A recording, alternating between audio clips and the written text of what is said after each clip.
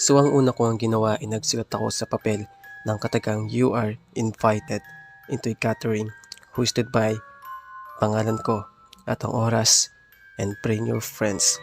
Habang ginagawa ko ito ay wala pa naman akong gaanong nararamdaman maliban na lamang sa pagtaas ng kaunting balahibo dahil na rin siguro sa presensya. Yeah, so ngayon man ay ilalagay na natin to. So actually naisip ko kasi dito natin gagawin. So yun man, naisip ko na dito natin gagawin yung game sa CR. So yeah, dyan natin gagawin. Kasi sabi naman doon, kahit saan naman is pwede natin gawin as long as mag-isa ka at walang ibang kasama.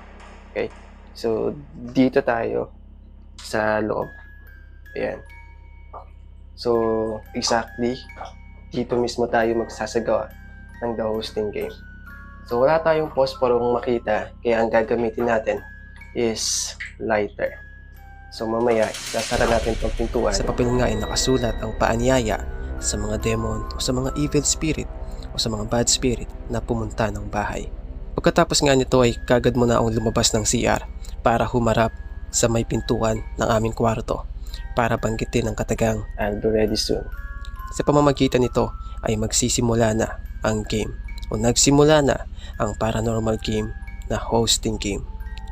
Okay, so ngayon, papatay natin tong